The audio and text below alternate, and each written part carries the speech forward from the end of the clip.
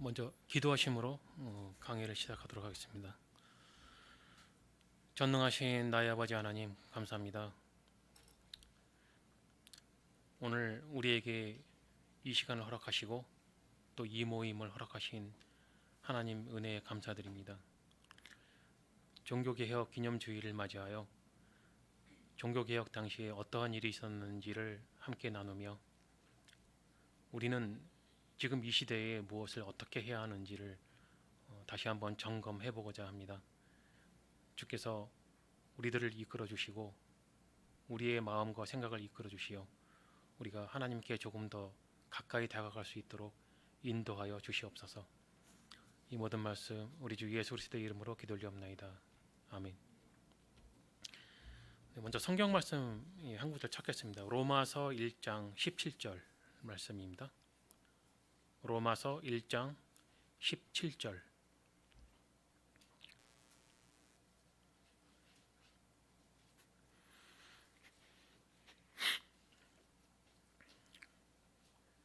제가 봉독해 올리겠습니다. 복음에는 하나님의 의가 나타나서 믿음으로 믿음에 이르게 하나니 기록된 바 오직 의인은 믿음으로 말미암아 살리라 함과 같으니라. 이 로마서 1장 17절은 이제 사도 바울이 이제 설명한 그런 그 글인데요. 사도 바울은 이 말을 이제 구약의 하박국 선지자의 말을 인용한 것인데요. 하박국 2장 4절을 보면 이렇게 기록되어 있습니다. 보라, 그의 마음은 교만하며 그의 속에서 정직하지 못하니라. 그러나 의인은 믿음으로 말미암아 살리라. 이 사도 바울은 이제 그 구약 선지자 하박국 선지자의 말을 이제 인용을 해서 이제 로마서에서 설명했던 것인데, 이 독일 사람이었던 이제 마르틴 루터는 이 로마서 1장 17절의 말씀을 통해서 구원이 무엇인지를 이제 깨달았다고 합니다. 이게 무슨 말이냐면은 지금은 너무나 당연한 말 같지만은 그 당시에는 그렇게 당연한 말이 아니었습니다. 그 당시 사람들은 이제 고행을 통해서 뭔가 내가 선행도 하고 뭐 이렇게 몸 고생도 하고 그렇게 해야만 구원에 이를 수 있다. 이 조금씩 이렇게 나의 행위로 나아지면서 이 하나님께 당도할 수 있다. 그런 그 사상을 가지고 있었기 때문에 영화에서 보면은 이제 그 마르틴 루터가 뭐 이렇게 계단을 막 무릎을 꿇고 무릎으로 막 기어 올라가는 그런 그 장면도 있었고요.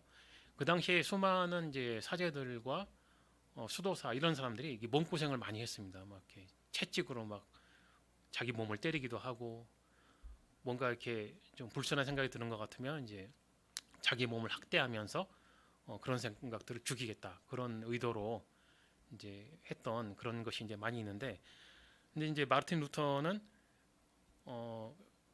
그렇게 고행을 하다가 이 로마서 1장 17절 9절을 떠올리면서 이거 다 쓸데없는 짓이구나 라는 걸 깨달았다는 거죠. 구원은 인간의 행위로 그렇게 얻어지는 것이 아니구나. 그래서 이제 그 마르틴 루터가 이제 이걸 이제 이신칭의라고 하는 이제 교리인데, 이제 좀 더 후반에 가서 제가 조금 더 이신칭의에 대해서 제가 말씀을 드리고요. 이것을 이제 루터가 먼저 주장했고 이제 칼빈이 신학적으로 확실하게 체계화해서 이제 사람들에게 이제 설명을 이제 했었습니다. 이 성경의 진리를 사람들에게 이제 알게 하고 가르치는 것이 이 종교 개혁의 핵심적인 일이었는데 이게 생각보다 그렇게 쉬운 일은 아니었거든요. 그래서 저는 오늘 이러한 일들이 어떻게 진행이 되었고 또 그 하나님께서 하나님의 섭리로서 어떻게 이 일들을 이끌어 가셨는가를 그 당시에 그 문화와 사회 그리고 도덕, 정치 그 역사적인 배경과 이 사상을 여러분들께 간략하게 설명을 드리면서 하나님께서 어떻게 그들을 이끌으셨는가를 한번 같이 생각을 해보고자 합니다. 이 첫 번째 그 문화적인 배경과 이 사상을 말씀을 드리겠는데요. 이 종교개혁은 1517년 10월 31일에 이게 시작이 됐죠. 이제 루터가 이 비텐베르그 성당에 이제 95개조의 반박문을 붙이면서 이제 시작이 되었습니다. 그리고 이날은 이제 르네상스 운동이 시작된 지 대략 100년쯤 후에 이 발생한 일이었습니다. 르네상스 운동은 정확한 연도는 없는데 대략 1405년 정도부터 시작된 것으로 이제 보고 있습니다. 이 르네상스 운동은 유럽에서 일어난 그 문화, 예술 전반에 걸친 그 고대 그리스와 로마의 문명을 재현하겠다. 뭐 그런 그 운동이었는데 옛 그리스의 그리스와 로마의 문화, 사상, 예술을 본받아서 인간 중심, 더 이상 그 신 중심이 아닌 인간 중심의 정신을 되살리려고 했던 그런 운동이다. 여러분들 그 세계사 시간에 이제 많이 배우셨죠? 이제 그 수업을 생각해 보면 끔찍한 시간일지는 모르겠지만 학교에서 그 배운 그 세계사 그 공부 내용을 한번 떠올려 보시면 이 내용들이 다 기억이 나실 거예요. 그런데 이 르네상스 운동이 일어나고 한 100년쯤 지나서 이제 이제 종교 개혁이 일어났는데 이때 이 시기를 이제 중세로 보죠. 이 중세 시대에는 신학 사상에 사실 그 말씀드리기 좀 불편한 그 내용이긴 한데요. 교회가 무슨 얘기냐면 성경을 해석을 하는데 순수하게 성경으로만 해석을 한 것이 아니고 그리스 로마 철학 사상을 빌려서 이 해석을 하는 것이 굉장히 많았습니다. 그러니까 플라톤주의 사상이라든지 이제 신플라톤주의 사상, 그다음에 스토아파의 사상이라든지 이런 철학 사상을 도입을 해서 성경을 해석하고 이 사람들에게 설명을 하고 하는 그런 배경이 있었습니다. 이제 그 중세 시대에는 이제 그런 사상들이 이제 굉장히 만연해 있었고요. 그 절정에 이른 것이 이제 그 12세기에 토마스 아퀴나스라고 하는 신학자가 있었는데 토마스 아퀴나스 이전까지는 이제 신플라톤주의 사상이 지배를 하고 있었습니다. 그런데 토마스 아퀴나스는 이제 아리스토텔레스의 철학을 이제 도입을 합니다. 근데 이게 무슨 말이냐면은 서양 사상사에 중요한 그 핵심이 두 가지가 있는데 하나는 플라톤주의하고 다른 한 가지는 아리스토텔레스입니다. 그러니까 그 플라톤은 좀 이렇게 영적인, 쉽게 말하면 영적인 세계, 아리스토텔레스는 이 현실의 세계에 대한 철학 사상을 이제 구축한 사람들이라고 생각하시면 되는데요. 그렇게 그 영적인 그런 개념의 철학 사상으로 성경을 해석했던 것이 이제 주류였는데 12세기에 와서 이제 토마스 아퀴나스라는 사람이 그 아리스토텔레스의 철학을 도입을 해서 성경을 또 해석을 한 거죠. 그러한 그 사상적 배경에서 이제 르네상스 운동이 시작이 되면서 이제 르네상스 인문주의자들이 이제 나타나게 됐습니다. 그 르네상스 철학자 집단이라고 생각을 하시면 되죠. 이거 인문주의자들이 이제 철학자입니다. 이 사람들이 왜 그 중요하냐면은 이 사람들은 주로 이제 아리스토텔레스의 철학을 좀 이제 받아들인 사람들이죠. 좀 더 그러니까 좀 더 분석적인 사람들이라고 봐야 되겠죠. 그러니까 지금 현대 문명의 이 과학자들의 사상도 사실은 아리스토텔레스의 자연 철학을 받아들인 사상이거든요. 그래서 아리스토텔레스의 입장에서 명확하지 않은 것을 그냥 얼렁뚱땅 그냥 대충 인정하는 방식을 거부하는 거죠. 그래서 마치 수학처럼 1 더하기 1이 2인 것처럼 어떤 명확한 답이 나올 때까지 추적하는 방식이 이제 아리스토텔레스의 그 자연 철학의 방식이라고 생각을 하시면 좀 이해하시기가 쉽습니다. 자, 그런데 이 르네상스 철학자들이 15세기 종교개혁자들에게 영향을 줍니다. 왜냐하면 그런 학문적인 그런 그 연구 방식이 종교개혁자들도 그런 그 분석적인 방법을 이제 도입을 하게 된 거죠. 그러니까 우리 그 개혁주의 교회 또는 이 장로교회의 이 창시자였던 그 칼빈도 인문주의자, 즉 철학자였습니다. 그 물론 이제 칼빈은 철학만 공부한 건 아니죠. 칼빈은 워낙 천재였기 때문에 뭐 이제 법학도 공부했고 뭐 철학도 공부했고 뭐 다양하게 여러 가지 공부를 많이 했는데 그 중에 이제 철학도 공부를 한 겁니다. 근데 그 칼빈의 철학 스승이 기욤 부데라고 하는 그 르네상스 인문주의자입니다. 이 사람에게 이제 철학을 이제 배웠는데 후에는 칼빈이 이제 그 시편 강해를 하는데 이 기욤 부데라고 하는 이 칼빈의 철학 스승이었던 분이 오히려 칼빈의 시편 강해에 굉장히 감동을 받습니다.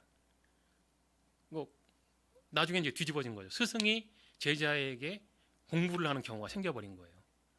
그러니까 기욤 부데라는 분은 이제 철학에만 집중을 하다가 이제 칼빈의 시편 강해를 들으면서 신학 쪽으로 이제 돌이켰다고 이제 하는 그런 견해가 있습니다. 근데 그 기욤 부데라고 하는 철학자가 공개적으로 나는 이제부터 뭐 칼빈주의 뭐 신학을 받아들였고 나는 기독교인이야 그렇게 공개는 안 했는데 공개는 안 했으나 자기 동료 철학자들을 모아서 칼빈의 시편 강해를 받아 적고 같이 연구하고 뭐 굉장히 좋아하고 받아들이는 뭐 그렇게 그런 일이 있었다고 하는 걸 봐서는 역사가들은 기욤 부데가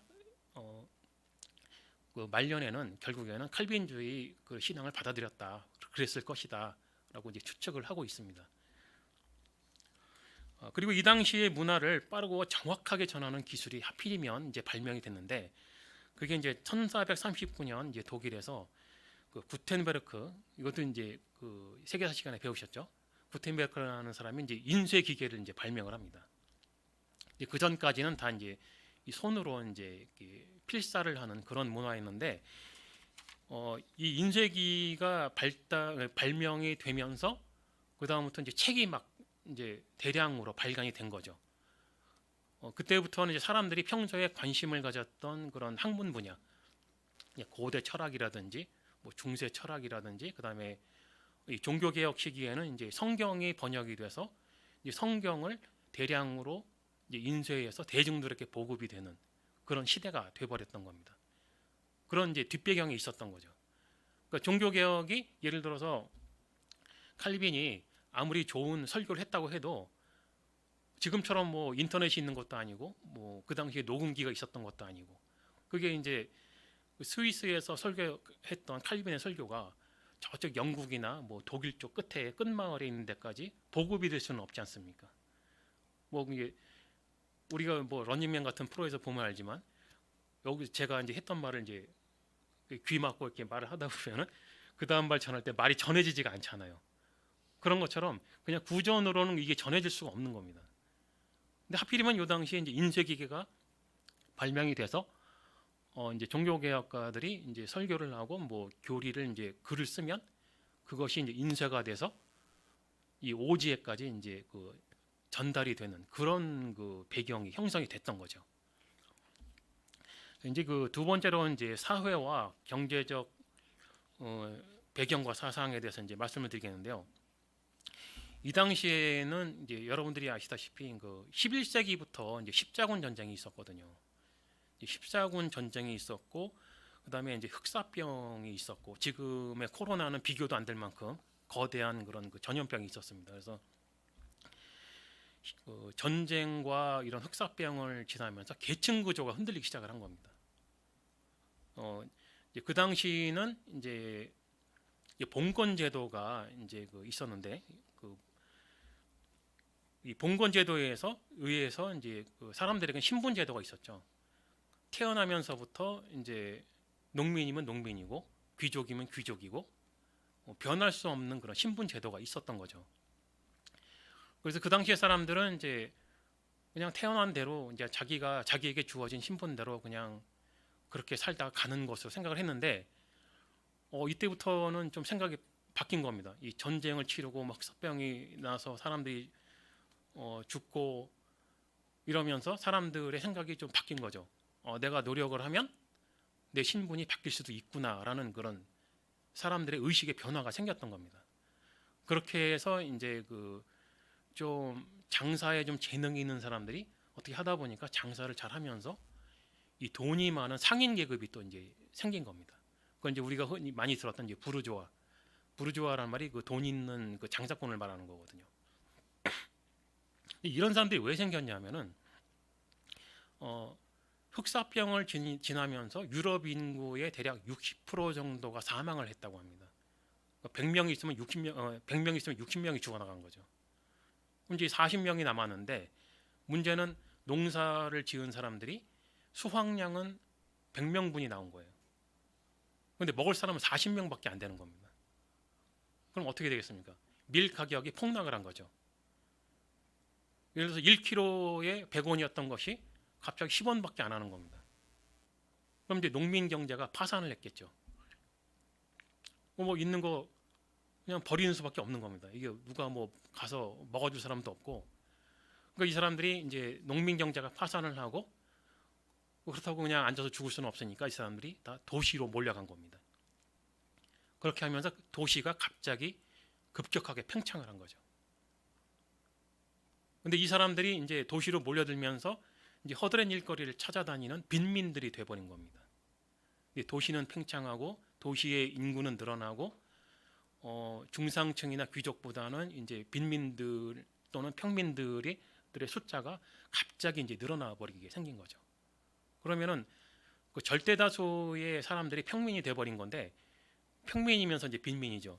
이 사람들이 이제 불만이 생기겠죠.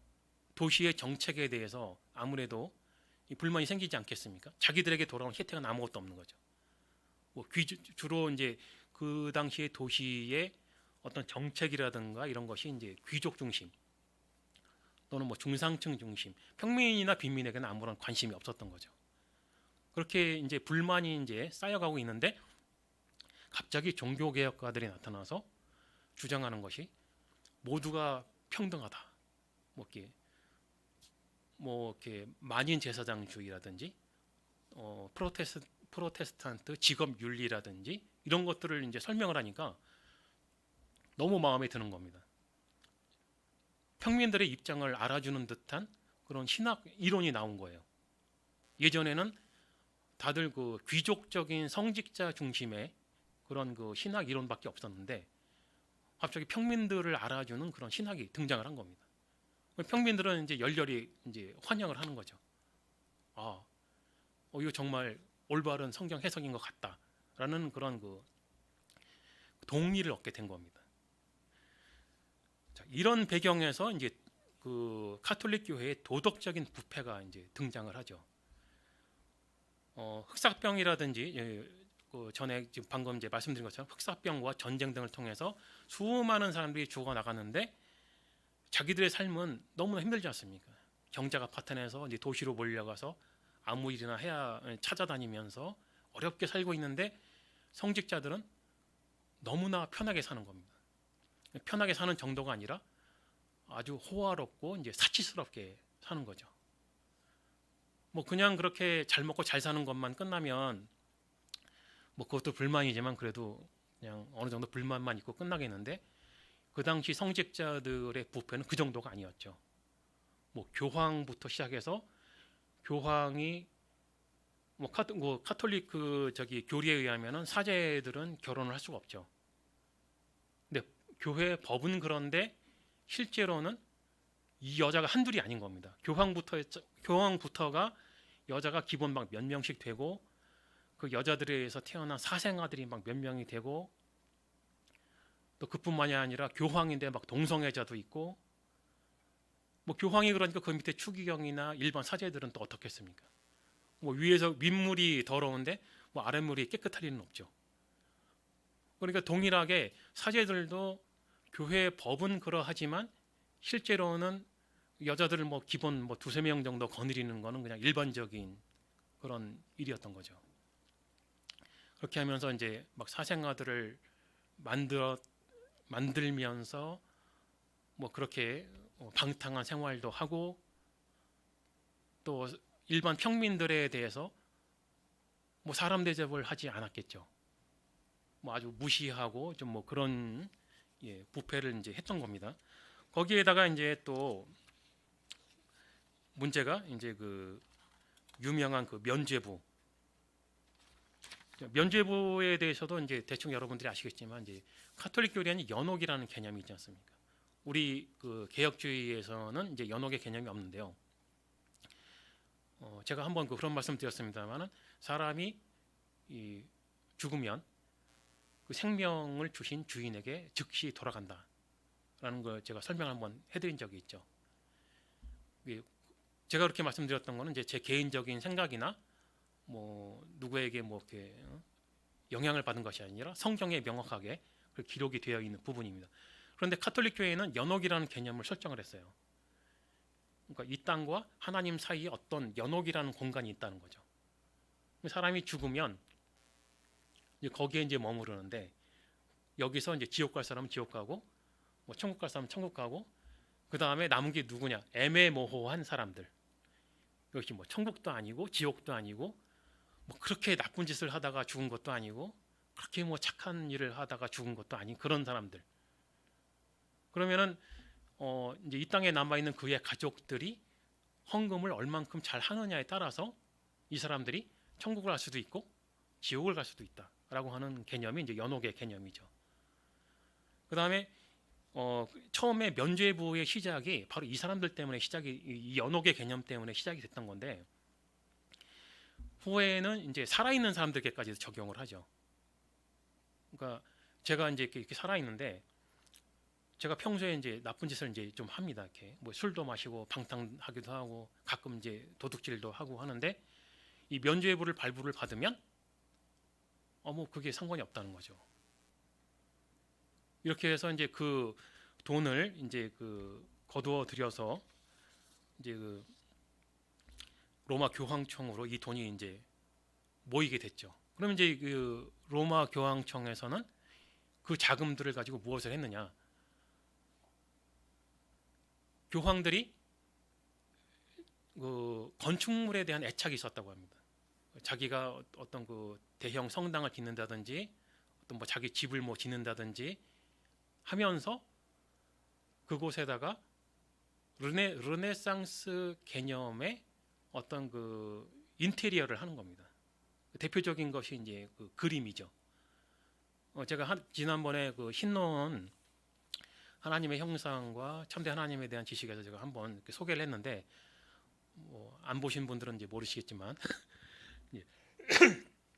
제 강의를 들으신 분들은 이제 좀 기억이 나실 텐데 그 시스티나 성당에 미켈란젤로가 천지창조라는 그 주제의 천장 그 그림을 그렸죠.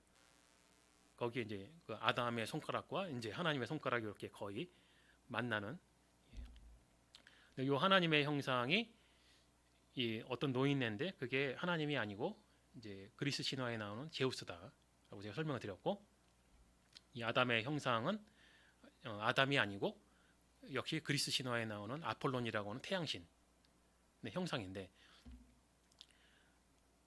뭐 교황들은 그런 대가들의 그림들로 그런 건축물들을 꾸미고 하는 것이 굉장히 그 자부심을 느꼈다고 합니다. 그런데 그런 일들이 뭐 공짜로 되지는 않겠죠.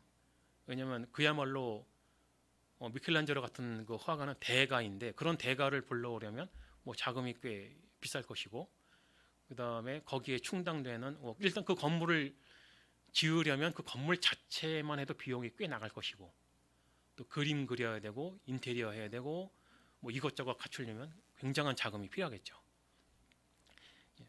자, 그런 자금들이 필요했고 또 이제 십자군 전쟁 같은 경우에는 이제 전쟁 비용이 또 필요하지 않습니까? 네, 그런 것들 때문에 여러 가지 이제 이 자금을 끌어모을 수 있는 그런 그 제도를 많이 만들었던 겁니다. 예를 들어서 초입세. 초입세가 뭐냐면 어떤 사제가 어떤 그 지방에 있는 교회에 부임을 하면 그곳에서 나오는 첫 번째 그 수입을 모아서 교황청에 바치는 겁니다. 이걸 이제 초입세라고 하는데요. 그 다음에 뭐 조달비, 뭐 공석금, 기부금, 뭐 십자군 자금 등 뭐 이렇게 또 11조를 강요하는 건 기본이고, 이렇게 하니까 농민이나 이 평민들이 굉장히 힘들겠죠. 왜냐면 그 이외에 또 이제 지방 뭐 봉건제니까 그 지방 영주에게 또 바쳐야 되는 세금이 있고, 그러니 일반 농민과 평민들은 먹고 살기도 참 힘든 거죠. 이제 그런 불만들이 안 쌓여갈 수가 없지 않겠습니까? 일단 그 배고픈데, 거기에다가 또 한 가지 이제 문제가 뭐였냐면, 그 좀 전에 말씀드린 인쇄술의 발달로 인해서 이제 각종 그 교양 서적들이 지식적인 서적들이 이제 많이 대중들에게 보급이 된 겁니다. 평소에는 그냥 예전에는 무식했던 그런 일반 평민들이 공부를 좀 하게 된 겁니다. 그 성직자들의 수준은 굉장히 이제 떨어지고 있었는데 일반 평민들의 지적 수준은 자꾸만 올라가고 있었던 거죠. 일반 평민들은 막 플라톤이나 막 신플라톤의 철학을 막 얘기하는데 성직자가 그게 무슨 말인지 모르는 거예요. 얘가 지금 무슨 말을 하는 거지? 고개를 갸우뚱하는. 왜냐하면 그 성직자들이 뭐 이렇게 성직을 맡을 만큼 어떤 능력이 돼서 하는 사람들이 아니라 그 당시에 성직도 돈으로 이제 매매가 됐으니까, 뭐 지금처럼 뭐 이렇게 목사님들이 신학대학을 나와서 뭐 이렇게 공부를 해서 막 이렇게 사자가 되고 이런 것이 아니라 뭐 이게 가격에 따라서 어떤 그 좋은 지역에 사자가 된다든지 아니면 뭐 한직인 뭐 시골로 간다든지 뭐 이런 식으로 성직이 매매가 되고 있었기 때문에 그 사람들 머릿속엔 들은 게 하나도 없었던 거죠. 근데 그런 그 수준 떨어지는 사제들에 비해서 일반 평민들의 지적 수준은 자꾸만 올라가고 있었고, 그 성직자와 평민 사이에 지적인 대화가 되질 않는 겁니다. 그러니 평민 보기에 이 성직자를 인정을 해줄 수가 없는 거죠. 이제 거기에다가 이제 그 정치적인 이제 배경이 나오는데요. 중세를 대략 그 AD 500년에서 AD 1500년 경으로 이제 분류를 합니다. 대충 대략 한 1000년 정도 이제 되는데, 이럴 때 이 봉건 제도가 점점 무너지기 시작하고 이제 민족주의 국가가 이제 나타나기 시작을 했던 겁니다. 그러니까 그 봉건제와 민족주의 교회의 차이점이 뭐냐면, 이 봉건제는 예를 들어서 지금 여기 인천에도 우리가 이제 여기 남동구인데요. 이 남동구에 그 영주가 있는 겁니다. 이곳을 다스리는 이제 영주가 있는데 이 사람이 자기 지역에서는 자기 나라와도 같은 거예요. 그러니까 자기 마음대로 다 하는 거죠. 자기 영역 내에서는 왕과 같은 권한을 가지기 때문에 사법권도 가지고 있고 인사권도 가지고 있고 모두 행정명령, 뭐 모든 그 세금도 걷어들이고 뭐 그런 여러 가지 그런 그 권한이 있었습니다. 그러면 이제 그럼 이제 옆 동네에 이제 다른 구에 있는 영주가 있을 거 아닙니까? 그러면 이제 나의 군사력이 더 강하면 이 사람보다 내 레벨이 좀 더 위에 있다라고 이런 생각도 하게 될 것이고 차이점이 있지 않겠습니까? 이제 그런 이제 크고 작은 세력의 영주들이 여러 명이 있는데, 그럼 이제 이 구들이 다들 모이면 인천광역시가 되잖아요. 그럼 인천광역시장이 있을 텐데 그 사람을 이제 대영주라고 합니다. 그 사람에게 또 이제 충성을 이제 맹세는 하지만 그렇다고 그 대영주가 그 일반 그 작은 그룹의 영주들을 무시하지는 못하는 그런 형태인 거죠.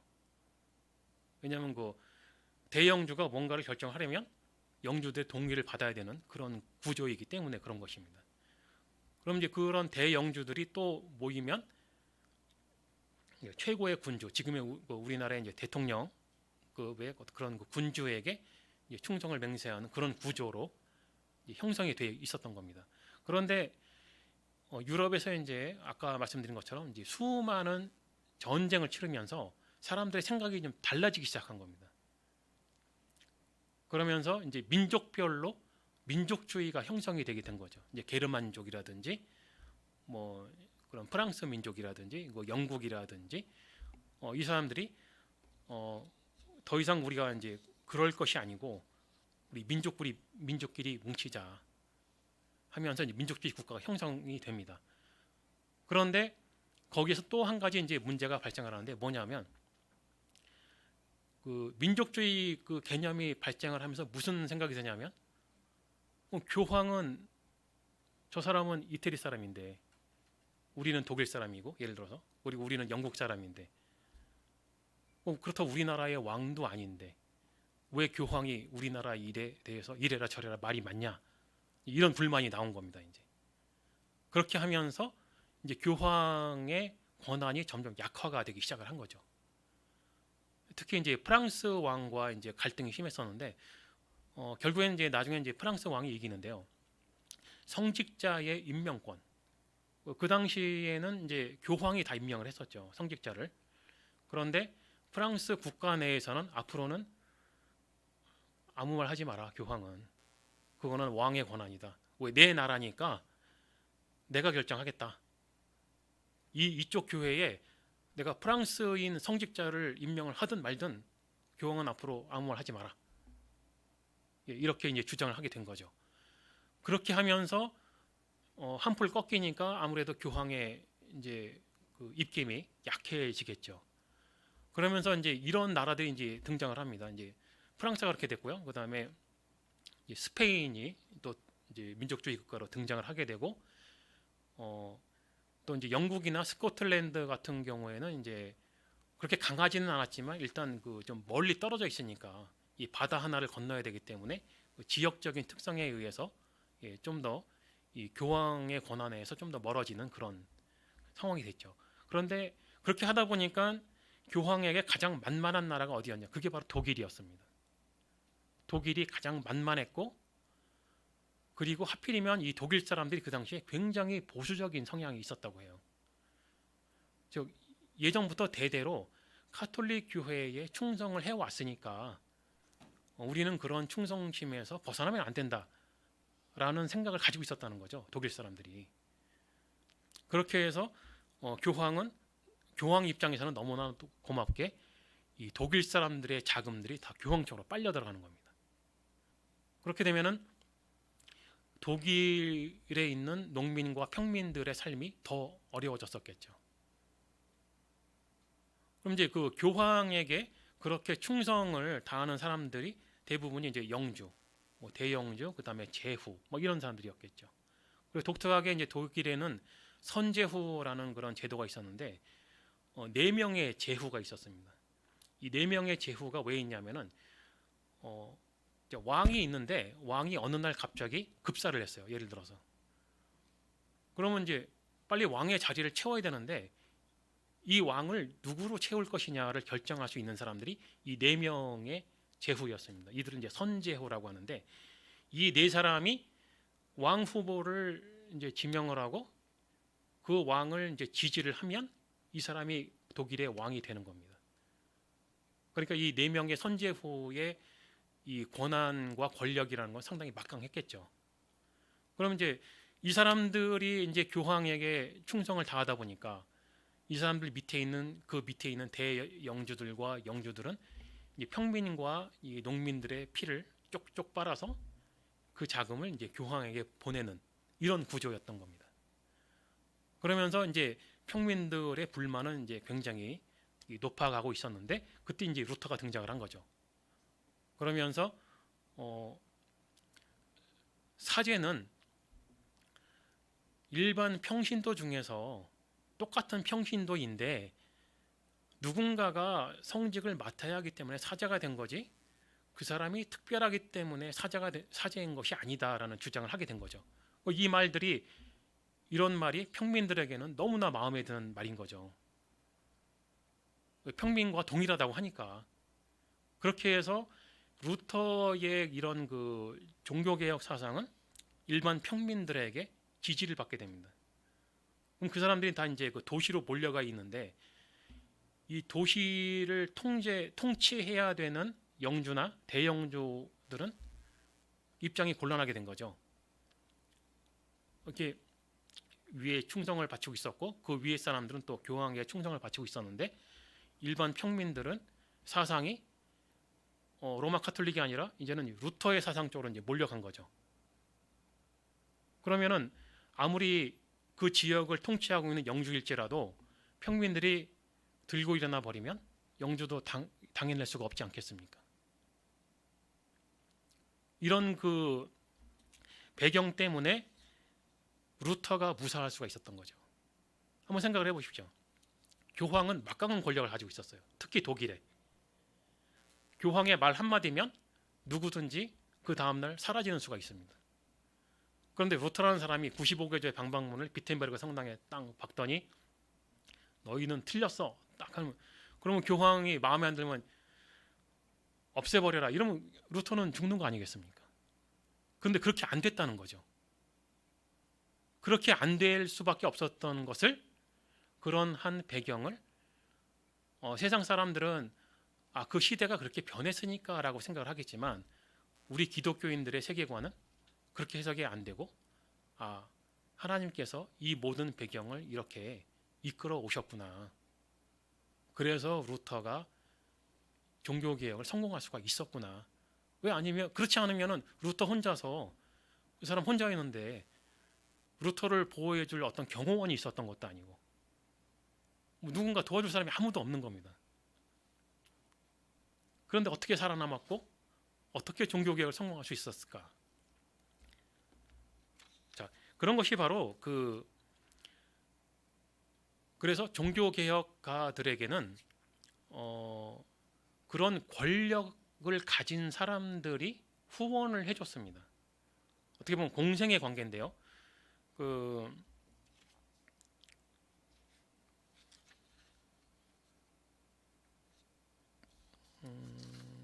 프리드리히, 독일의 그 선제후 4명 중에 한 명인 프리드리히 제후라는 사람이 있습니다. 이 루터가 이 카를 5세에 의해서 이제 확실하게 이제 그 법의 보호에 밖으로 이제 내쳐지거든요. 자, 지금 이 시간부터는 루터를 누가 어떻게 하든 아무 상관이 없다라는 선언을 합니다. 루터는 죽은 목숨이에요, 사실은. 그 선언을 받고 문을 나오는 순간부터 루터는 이제 누가 와서 어떻게 하든 아무 상관이 없는, 루터를 살인을 해도 살인죄에 해당이 안 되는 겁니다. 그런 상황에서 이제 돌아가고 있었는데 이제 프리드리히 제후가 이 자기의 부하들과 나타나서 이 루터를 딱 납치를 해서 갑니다. 형식은 납치였는데 사실은 루터를 보호하는 거였죠. 자기 그 성에 이제 보호를 하면서 거기서 독일어로 성경을 번역을 이제 하기 시작합니다. 그럼 프리드리히 제후는 왜 루터를 데려갔을까? 그 사람이 이 루터의 교리가 마음에 들어서 그랬을까? 아니면 정말 참된 기독교 신자라서 그랬을까? 그런 건 결코 아니라는 거죠. 왜 데려갔을까? 루터가 대중들에게 절대적인 지지를 받고 있기 때문입니다. 정치적인 계산이죠. 내가 루터를 확보하고 있으면 나는 대중들에게 지지를 받을 것이고 또 그 지지 기반으로 인해서 자기의 입김이 더 세지는 겁니다. 4명의 선제후 중에 자기가 한 명이기 때문에 나머지 3명에게도 지지를 받을 수밖에 없고 그렇게 되면은 마치 왕과 같은 그런 그 지지 기반을 얻을 수 있는 그런 정치적인 계산에 의해서 이 루터를 데려갔던 겁니다. 자, 바로 이런 부분들이 굉장히 중요한데요. 프리드리히 제후 본인은 자기가 굉장히 머리가 좋고 정치적인 정확한 계산에 의해서 그런 행동을 했다고 생각을 하지만 이 모든 것이 사실은 하나님의 섭리에 의한 것입니다. 우리가 그 구약 성경을 이제 보면 그런 말들이 많이 나오는데 각국의 왕들을 아무리 폭군일지라도 하나님께서 그 사람들의 마음을 움직이는 그런 사건들이 많이 나옵니다. 근데 목사님께서도 그런 말씀을 하셨지만 사람의 욕심 나는 대로 그냥 내버려 두는 방식으로 또는 어떤 그 특별한 그 섭리로 이끄시는 방식으로 다양한 방식으로 하나님께서 자기의 원하시는 목적에 이르시기 위해서 이 다양한 방법으로 이제 사용을 하시는 거죠. 그 중에 하나가 바로 이 프리드리히 제후 같은 그런 경우이죠. 그 사람은 독일 내에서는 막강한 권력과 군사력을 가진 사람이기 때문에 그 사람만큼 루터를 보호해 줄 수 있는 사람은 없었던 거죠. 그러한 그 권력의 보호 아래서 루터는 안전하게 보호를 받으면서 이제 성경을 독일어로 번역하고 그 다음에 소교리 문답을 만들고 하는 작업을 하게 됩니다. 예, 칼빈도 마찬가지입니다. 칼빈은 이제 제네바에서 이제 종교 개혁을 했는데 제네바 이 도시가 그 시의회가 있었습니다. 자, 이 사람들도 이 정치적인 줄타기를 하고 있었던 거죠. 이 로마 카톨릭의 눈치도 봐야 되겠고 대중의 그 민심도 봐야 되겠고 그래서 제네바 그 시의회가 선택한 것은 종교 개혁 쪽으로 가야 되겠다라고 결정을 한 겁니다. 그렇게 해서 종교 개혁가들의 도움이 필요했던 것이고 자기들은 정치인들이 신학자는 아니지 않습니까? 그럼 이 종교 개혁 분야를 담당해 줘야 할 사람이 필요한데 이제 그런 사람이 이제 마침 칼빈이 이제 제네바에 도착을 한 거죠. 그렇게 해서 그 당시에 대부분의 종교 개혁가들은 결국에는 권력자들의 보호와 도움 하에서 종교 개혁이 무사히 성공을 할 수가 있었다. 그런 겁니다. 왜냐하면 칼빈도 프랑스 사람인데 프랑스에서 도망쳐 나온 거거든요. 거기 있으면 죽으니까. 그래서 이제 도망을 가는 중이었는데 하필이면 이제 제네바에 도착해서 제네바에서 이제 외국인의 신분으로 이제 그곳을 이제 개혁을 하게 된 것입니다. 자, 이게 제가 특별히 이 권력의 보호 하에서 종교 개혁이 성공을 했다라고 말씀드리는 이유가 그렇지 않은 종교 개혁이 또 있었기 때문에 그런 말씀을 드리는 겁니다. 유명한 제세례파인데요. 제세례파는 이제 쯔빙글리의 그 교리를 배우다가 쯔빙글리보다 좀 더 통제적으로 좀 더 앞으로 나가야 된다라고 생각을 한 사람들이었습니다. 쯔빙글리의 종교 개혁이 마지막 부분에 가서는 좀 마음에 안 들었던 거예요. 이게 좀 더 가야 된다. 그리고 세상 권력과 타협하면 안 된다라는 생각을 가지고 있었기 때문에 이 사람들은 세상 권력의 보호하에 그런 보호를 거절을 했고 자기들만의 독자적인 그런 종교 개혁을 단행을 했는데 그들은 결국 실패를 했죠. 왜? 보호를 받지 못하니까. 이곳에서 치면 맞아야 되고 저곳에서 치면 또 맞아야 되고 어떤 보호막이 없다 보니까 이 사람들은 치는 대로 맞을 수밖에 없는 겁니다. 더군다나 이 사람들은 잘못된 교리를 또 가지고 있었는데 삼위일체 교리를 부정했고요. 그 다음에 특별히 이제 이단적인 사상, 예수님의 재림을 주장을 해가지고 민스터 사건이라는 유명한 사건이 있는데 예수님께서 민스터라는 도시에 재림을 하신다라는 예언을 받았다는 거예요. 그래서 이제 제세례파의 사상을 가진 사람들이 민스터라는 도시로 다 몰려들었는데 민스터에 살고 있었던 진짜 그 도시민들은 오히려 밖으로 다 밀려나 버리는 그런 현상이 생겨버린 겁니다. 오히려 다 밀려나고 제세례파 사람들이 그 도시를 꽉 채워버린 거죠. 그런데 이것이 굉장히 커다란 문제였던 거거든요. 왜냐하면 루터가 보기에도 그렇고 개혁가들이 보기에도 그런 건 거짓 예언이니까 거짓 예언이고 지금과 마찬가지로 그렇게 되면은 많은 사람들의 삶을 피폐하게 만드는 결과를 가져오는 거죠. 그 사람들 특징이 그렇지 않습니까? 있는 재산 다 팔아버리고 이제 교주에게 갖다 바치고 그 당시에도 똑같습니다. 지금하고 동일한 그런 사건이 일어났는데 그런 거짓 예언을 했던 그런 교주에게 재산을 다 갖다 바치고 그 사람들은 그냥 예수님 오시는 날만 이제 하늘만 쳐다보고 있는 그런 상황이었던 거죠. 해산을 하라고 해도 해산도 안 하고 결국에는 이제 군사력에 의해서 이제 많은 사람들이 죽고 해산을 하게 되는 그런 사건이 벌어졌었는데 그런 것이 바로 이 권력의 후원을 받지 못한 상태에서 또는 받지 않은 상태에서 시행했던 종교 개혁들은 오히려 실패의 결과를 가져왔었다라고 하는 역사적인 사실이 있습니다. 그러니까 목사님께서 로마사 이야기를 이제 요즘에 이렇게 많이 하시는데 하나님의 섭리는요 세상에 사람들이 해놓은 어떤 문화적인 또 과학적인 이런 여러 가지 발전시킬 시켜놓은 것들을 이용하시는 경우가 굉장히 많습니다. 로마 시대에도 길을 참 열심히 잘 닦아놨잖아요. 그 사람들이 그게 앞으로 복음이 전해질 길이라고는 꿈에라도 생각을 했겠습니까? 그런 생각은 없이 그 사람들은 자기들의 군사적인 목적 또는 그 경제 어떤 그런 그 유통의 문제 이런 것들을 생각하면서 길을 닦아놨죠. 그런데 하나님께서는 그 길들을 복음 전파의 길로 사용을 하시지 않습니까? 일단 길 깔고 그 다음에 이제 복음이 지나가는 그런 경우. 또 이 중세에도 마찬가지로 인쇄기계가 발명이 되고 난 다음에 그 다음에 이제 성경이 대중에 보급이 되는 이런 것들. 이런 부분에서 우리가 흔히 어떤 그 교파들은 잘못 생각하는 경우가 있는데 뭐 세상이 사람들이 이루어 놓은 과학 발전이라든지 기술 발전을 이용하는 것은 악마에게 이끌려가는 것이다라고 주장하는 그런 사람들이 가끔 있죠.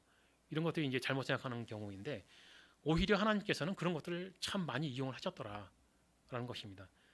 그리고 이 얘기를 왜 하냐? 아까 말씀드린 그 제세례파 사람들이 지금도 있어요. 미국에. 이 사람들이 어떻게 살고 있느냐? 세상의 문화와 단절을 하고 삽니다.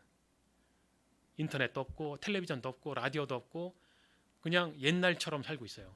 지금도 마차를 몰고 다니고 옛날 방식으로 농사를 짓고 이 복장도 그 우리가 영화에서 보는 옛날 미국 사람들 막 이렇게 농부들 옷 있지 않습니까? 아직도 그런 옷을 입고 생활을 하고 있어요. 그 사람들 생각이 바로 그런 거거든요. 세상의 문명을 이용하는 것은 그 사탄에게 이끌리는 삶을 사는 것이다라는 그런 사상을 가지고 있는 것이 지금도 제세례파 사람들이 가지고 있는 그런 사상입니다. 자, 이렇게 하나님께서는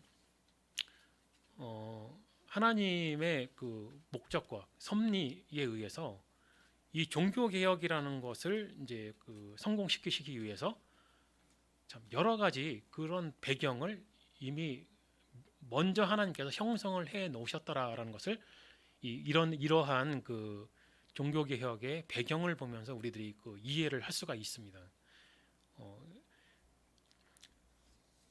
자, 그리고 이제 그 마지막으로 제가 이제 종교 개혁의 사상에 대해서 이제 말씀드리고 강의를 마치려고 하는데요. 종교 개혁의 가장 핵심적이고 중요한 것은 이제 성경으로 돌아가자는 거죠. 여기서 이제 제가 보기에 많은 사람들이 조금 오해를 하고 있는 것이 있는데 뭐냐면 종교 개혁이 초대교회로 돌아가자라고 생각했다 이렇게 생각하시는 분들이 굉장히 많더라고요. 근데 사실은 그건 아니고 성경으로 돌아가자가 핵심입니다. 사실 초대교회는 문제가 많았거든요. 제가 고린도 교회에 대해서 설명을 한번 드린 적도 있습니다만 초대교회가 좋은 면도 있으나 굉장히 쉽지만은 않은 교회였던 게 사실이거든요.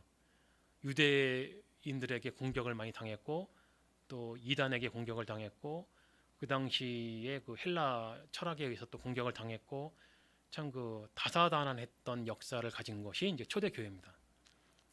그러니까 종교개혁가들은 결국에는 모든 최종적인 권한, 최고의 권한은 교황이 아니고 성경이다. 이게 핵심 교리거든요.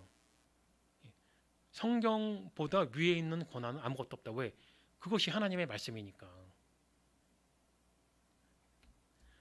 자, 이 성경은 굉장히 명확하다라는 것이 이제 종교개혁가들의 주장입니다. 그러니까 성경의 일반적인 의미, 굉장히 깊숙이 연구해야 되는 분야는 좀 빼고 보편적인 의미는 평신도로 글을 읽을 수 있는 평신도라면 누구든지 성경을 읽고 그 정도는 이해할 수 있다라는 것이 종교개혁가들의 주장입니다. 그렇기 때문에 성경은 각 나라와 민족이 읽고 이해할 수 있는 언어로 번역이 되어야 한다.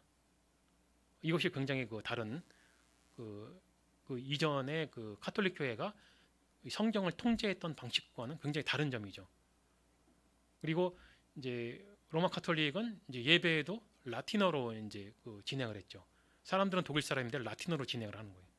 여러분들 지금 한국 사람인데 제가 스페인어로 진행해 버리면 아무것도 못 알아듣겠죠. 예. 뭐 이렇게 폼은 나겠지만 혼자 폼나고 마는 겁니다. 이제 그런 식의 이제 그 예배를 진행했던 게 로마 카톨릭인데, 이제 종교개혁가들은 그거는 참 잘못된 방식이다. 독일 사람이면 독일어 성경을 봐야 되고 한국 사람이면 한국어 성경을 봐야 한다. 그리고 예배 진행도 설교도 알아들을 수 있는 언어로 해야 된다. 이것이 이제 그 종교개혁가들의 이제 그 주장이었던 겁니다. 그래서 이제 그 특별히 5개의 핵심적인 사상을 이제 요약을 할 수가 있는데요. 이것을 다섯 솔라, 이 솔라라는 말이 이제 라틴어인데요. 솔라는 이제 오직이라는 말이죠. 이제 5가지 이제 오직이라는 그 강조를 합니다. 종교개혁가들이. 첫째는 이제 솔라 스크립투라, 이게 오직 성경. 그 진리냐 아니냐의 최종 권위는 오직 성경에 있다. 이제 그런 뜻이고요. 성경만이 그리스도 교리의 유일한 원천이고 이 성서 밖에서 해석할 필요가 없다라는 그 주장이고요. 그 다음에 이제 오직 그리스도, 인간은 스스로 구원할 수 없고 오직 십자가에서 모든 죄값을 다 받고 하나님의 의를 완전히 이룬 예수 그리스도의 은총을 덧입는 것뿐이다 라는 주장이고요. 이제 오직 은혜, 구원에 필요한 예수 그리스도의 공로를 덧입는 것은 전적인 하나님의 선물이다. 하나님이 인간 쪽에 아무런 조건을 찾지 않는다. 그러니까 인간이 뭔가를 해야만 뭔가가 되는 것이 아니다. 그런 이제 주장이죠. 그러니까 믿음 역시 하나님의 선물이며 믿음은 구원의 은총을 받는 통로 역할을 할 뿐이며 행위의 대가로 구원을 받지는 않는다라는 주장이고요. 오직 은혜와 오직 믿음 교리는 인간의 신앙적 행위를 강조하는 그런 그 의의를 비판하는 데 목적이 있었다라는 것이고요. 그다음에 오직 믿음, 하나님이 내리시는 은혜는 오직 믿음을 통하여 받을 뿐이지 다른 어떤 것이 요구되지 않는다. 마지막으로 이제 오직 하나님께만 영광. 구원은 하나님이 시작하고 완성하시는 일이며 거기에 인간이 참여하는 부분은 없기 때문에 모든 영광을 하나님이 받으신다는 내용입니다. 이렇게 5가지를 이제 종교개혁가들이 이제 강조를 했습니다. 자, 이렇게 오늘 그 종교개혁의 배경과 사상에 대해서 이제 말씀을 드렸는데요. 종교개혁이 성공할 수밖에 없었던 그 최종적인 이유, 뭐 역시 하나님의 섭리에 의해서인데, 하나님의 섭리는 이러한 모든 것을 미리 하나님께서 갖추어 놓으셨다. 문화적 배경, 경제적 배경, 정치적 배경, 사상적 배경, 대중들의 사상이 그렇게 인식이 바뀌지 않았더라면 종교개혁가들의 주장은 대중들의 인기를 얻을 수가 없었겠죠. 뭐 그런 것부터 해서 모든 것을 하나님께서 이루어 놓으신 상태에서 루터라는 사람이 등장을 했고 칼빈이 등장을 했다는 것이죠. 즉 루터나 칼빈이 대단했기 때문에 종교개혁이 성공한 것이 아니고 하나님께서 이 배경을 모두 형성을 해 놓으셨기 때문에 종교개혁가들이 종교개혁을 성공할 수 있었다라는 것이 그 최종적인 결론입니다.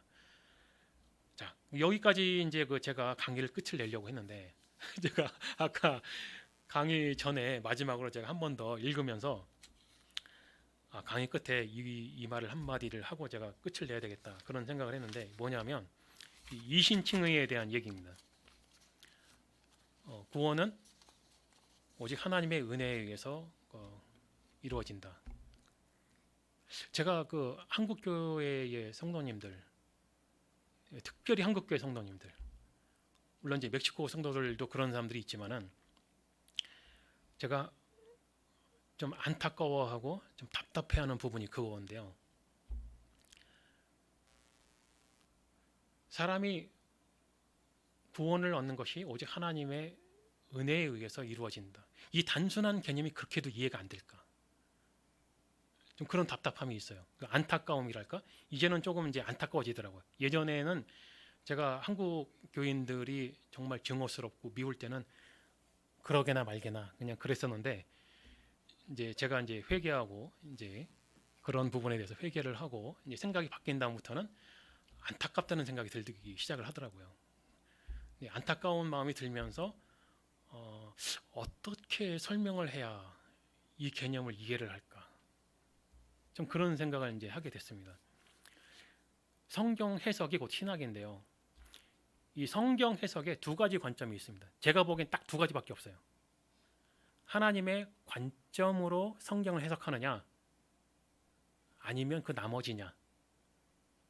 그 나머지라는 거는 제가 좀 무시하는 그런 이 말투입니다. 결국엔 하나님의 관점이 아니면 사람의 생각이거든요. 사람들이 자기들의 관점으로 하나님의 말씀을 해석을 하는 겁니다. 자, 모든 것이 하나님에 의해서 이루어지는 것이다. 제가 신론 첫 번째 강의에서도 그런 얘기했습니다만, 기도와 참된 하나님에 대한 그 지식에 대해서 설명을 했습니다만, 우리는 기도를 할 때 내가 무엇을 구해야 되는지 알고 있다는 착각을 하고 있다는 얘기죠.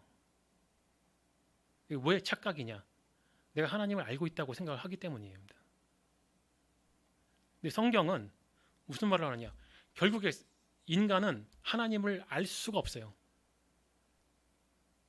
무한하신 존재이기 때문에 하나님의 존재를 파악한다면 이미 하나님이 아닙니다. 그러면 우리가 알 수 있는 하나님에 대한 지식은 뭐냐? 하나님께서 허락해 주신 만큼만 아는 거예요. 우리가 구원받을 수 있을 만큼만 하나님께서 알도록 허용을 해 주셨습니다. 그거는 반드시 알아야 돼요. 그런데 진짜 참 하나님에 대해서는 아무도 알 수가 없어요. 그렇기 때문에 사실은 우리는 온전한 기도를 할 수가 없습니다. 그래서 성령이 말할 수 없는 탕식으로 우리를 위하여 기도를 하고 계신다. 자, 이신칭의 교리 오늘 말씀드렸는데, 모든 것이 결국엔 하나님에 의해서 이루어지는 것이거든요. 종교개혁의 배경에 대해서도 말씀드렸습니다만, 결국엔 선교거든요. 이것이 선교지 않습니까? 선교가 결국엔 하나님께서 하시는 거지 사람이 하는 게 아니란 말이죠. 우리가 보기에 그 대단한 루터나 칼빈조차도 그들이 대단해서 그런 일을 했던 게 아니란 얘기죠. 아브라함도 위대하지 않고 모세도 위대하지 않습니다. 베드로도 그렇고요, 바울도 그렇고요, 아무도 위대한 사람은 없어요. 그걸 잘 설명하신 것이 예수님이지 않습니까? 예수님께서 예루살렘에 입장하실 때 사람들이 막 환호를 했지 않습니까? 어떤 사람이 와서 저들을 조용하게 해라. 예수님이 그러시잖아요.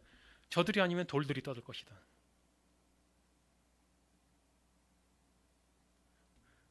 저들이 환호하는 것은 하나님께서 환호하게 하신 거란 얘기죠. 그들이 없으면 돌이 환호하게 하신다는 거죠. 모세가 아니었으면 다른 사람이 하는 겁니다. 바울이 아니었으면 바울을 대신할 사람이 있는 거예요. 하나님에 의해서 누군가가 위대하지 않습니다. 우리 일반 평신도들도 마찬가지예요. 여러분들이 기도해서 뭔가 된 것 같습니까? 아니란 얘기죠. 하나님께서 그 일을 이루시기 위해서 기도를 하게 하신 거예요. 이 개념이 이해가 안 되냐고요. 하나님의 말씀을 지금 우리가 듣고 있는데 내가 듣기를 선택했기 때문에 듣는 거라고 생각하십니까? 하나님께서 허용하지 않으시고 하나님께서 불러주지 않으셨으면 여러분들의 귀에 하나님의 말씀이 들릴 것 같으세요? 한마디도 못 듣습니다. 이 개념이 이해가 안 되는지 정말 마음이 안타깝더라고요. 어떤 사람이, 어떤 죄인이 어느 날 갑자기 하나님의 말씀을 듣고 회개하고 구원을 얻었어요. 안 들렸으면 그런 일이 없지 않습니까? 그 사람에게 하나님의 말씀이 안 들렸으면 그렇게 끝나는 겁니다. 근데 들렸단 말이죠. 그 사람의 이름을 하나님께서 불러주셨단 말이죠. 안 불러주셨으면 그냥 그렇게 살다 가는 겁니다. 죄를 지은 인간이 결국에는 영원한 사망으로 간다. 죄를 지었으니까 하나님께서 그냥 방치하시면 그렇게 가는 게 사람의 삶인 겁니다. 그냥 그렇게 살도록 내버려 두면 그렇게 벌을 받는 거예요.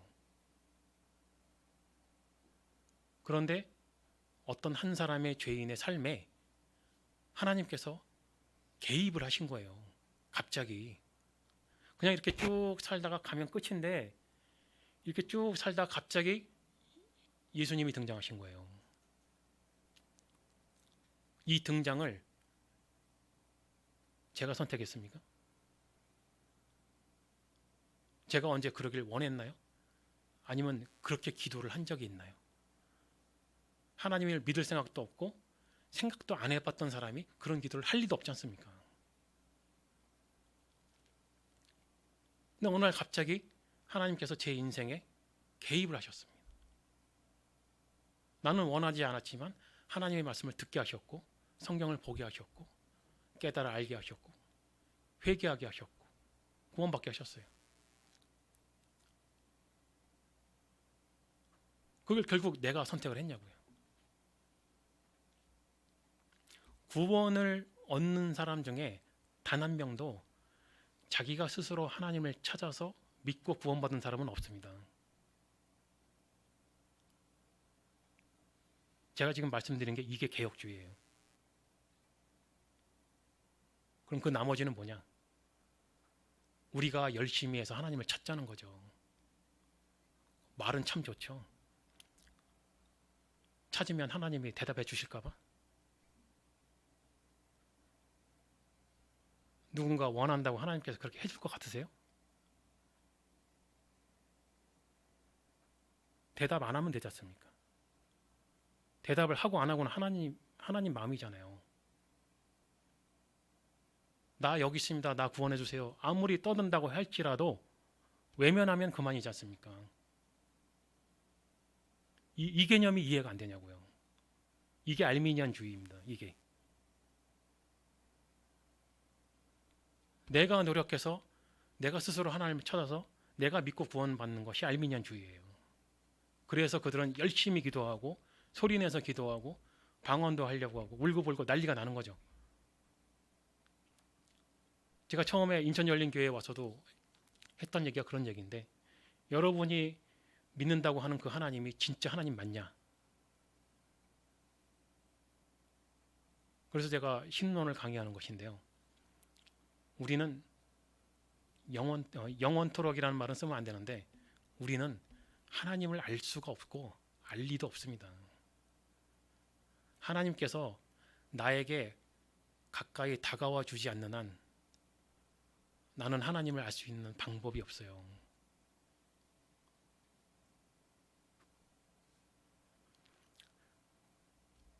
자, 하나님의 말씀이 굉장히 중요합니다. 성경, 하나님의 말씀이죠. 지금 우리나라에 몇 사람에게 이 성경책이 들려져 있습니까? 펴서 읽는다고 해서 그 하나님의 말씀을 알아들은 것 같으세요? 자, 제가 이 얘기를 왜 하냐면 종교개혁이 일어나면서 오류가 있었던 부패가 있었던 어쨌든 카톨릭 교회는 하나의 교회였습니다. 그래서 어떤 성경 해석의 견해를 누군가가 딱 말했을 때 교황이 그거 맞아 그럼 맞는 거고 틀려 그럼 틀리는 거였어요.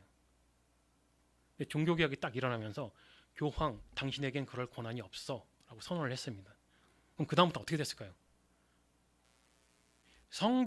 이 성경 해석이 맞는지 틀리는지 결정할 사람이 없어진 거예요. 자, 이때부터 교단 분열이 일어나는 겁니다. 여러분들도 그런 고민을 한번 해본 적 있으실 것 같은데 기독교에는 왜 이렇게 교파가 많을까? 제가 지금 그 답을 드리는 거예요. 기독교에는 왜 그렇게 교파가 많을까? 종교개혁 이후부터 교파가 생겼습니다. 왜? 성경을 해석하는 관점이 달라진 거예요. 칼빈주의적 그런 개혁주의가 생겼고 제세례파가 생겼고 루터파가 생겼고 찌빙글리파가 생겼고 그 이후에 이제 알미니안주의가 생기고 자 각자 이렇게 서로 우리들의 성경 해석이 더 옳다라고 주장들을 막 하기 시작을 했죠. 자, 그 주장에 대해서 너네는 맞고 너네는 틀려. 이걸 누가 결정하냐고요. 답은 뭐냐? 아무도 없습니다.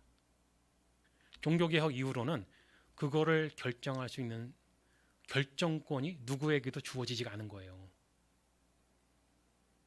그래서 종교개혁가들은 뭘 했느냐? 설득을 하는 겁니다. 설득력이 중요해진 거예요. 칼빈이 기독교 강요를 쓰고 나중에 이제 그 후예들이 이제 웨스트민스터 신앙고백서를 쓰고 하는 그 이 노력들이 뭐냐면은 바로 설득을 하기 위해서입니다. 자, 우리는 성경을 이렇게 해석한다. 이제 감리교는 또 우리는 이렇게 해석한다. 뭐 순복음은 이렇게 해석한다. 각자 교파에 따라서 이 성경 해석의 방법이 서로 다르죠. 그 중에서 우리는 바로 칼빈주의적 개혁주의를 따르는 겁니다. 왜? 우리가 보기에는 우리의 해석이 다른 교파보다 분명히 성경에 더 가깝다라고 생각을 하기 때문이죠. 그런데 그렇기 때문에 우리 이외에는 나머지는 다 이단이야. 이렇게 말하는 것은 굉장히 곤란하지 않습니까?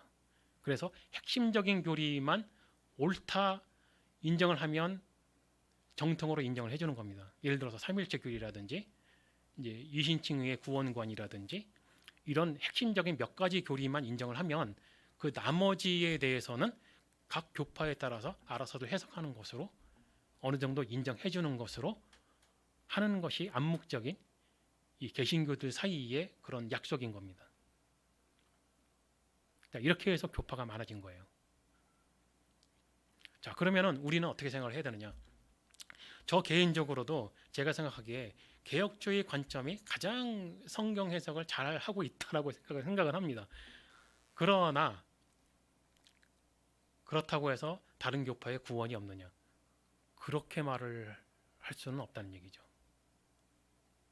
자, 저는 이것을 좀 더 심각하게 지금 현재 이단 교파에 빠져 있는 사람 중에도 구원받을 사람이 있을 수 있다라고 봅니다. 왜? 사람의 삶이 아직 살 시간이 남아 있잖아요. 그 사람이 사는 날 동안 다시 생각이 바뀌어서 개혁주의로 올지 감리교로 갈지 그건 모르지 않습니까?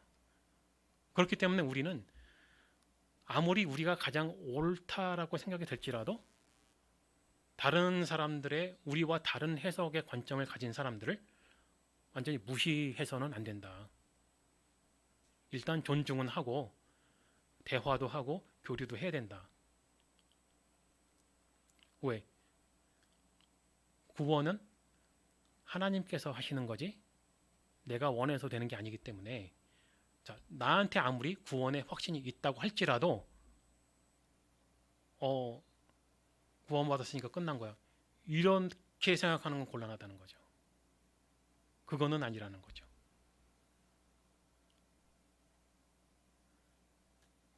자, 모든 것이 하나님에 의해서 이루어진다. 하나님의 말씀을 듣는 것도 듣지 못하는 것도 제가 오늘 아침에 저희 어린이 예배 시간 제가 이렇게 카톡으로 같이 이제 이렇게 봤는데요. 오늘 그 우리 한 집사님 설교 말씀이 제가 굉장히 좋아하는 그 구절이거든요. 사실은 선지자 아모스의 글인데 하나님의 말씀이 들리고 있을 때가 복인 줄 아십시오. 듣고 싶어도 못 듣는 때가 있어요. 지금 성경 열면 읽을 수 있으니까 그냥 읽는가 보다 하시죠. 못 볼 수도 있습니다. 어떤 사람은요, 제가 실제로 경험을 한 일입니다만 성경 구절을 제가 손가락으로 짚어주면서 같이 읽어 나가는데 이거를 못 보는 사람을 봤어요. 물론 스페인어였지만은 그 사람은 남미 사람이었습니다. 저는 한국 사람이고. 근데 스페인어 성경을 가지고 제가 손가락으로 짚어주면서 여기를 읽어봐. 여기를 읽어보면 예수님이 하나님이라는 글이 나와 있어. 근데 그걸 못 읽더라고요.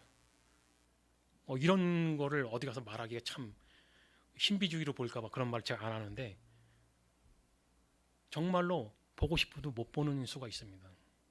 듣고 싶어도 못 듣는 수가 있고요. 말씀의 기갈이죠. 들릴 때가 복입니다. 예배할 수 있을 때가 복이에요. 여러분들이 지금 드리고 있는 이 예배는 여러분들께 하나님께서 주신 평화이지 여러분들이 내가 하나님께 예배를 드려야 되겠다고 해서 여기 와서 예배 드리는 게 아니라는 얘기입니다. 이 개념이 이해가 안 되는지 답답하더라고요. 여러분들을 불러 주셨으니까 예배를 드리는 거지 여러분이 예배를 드리려고 와서 예배를 드리는 게 아니라는 걸 알아야 돼요.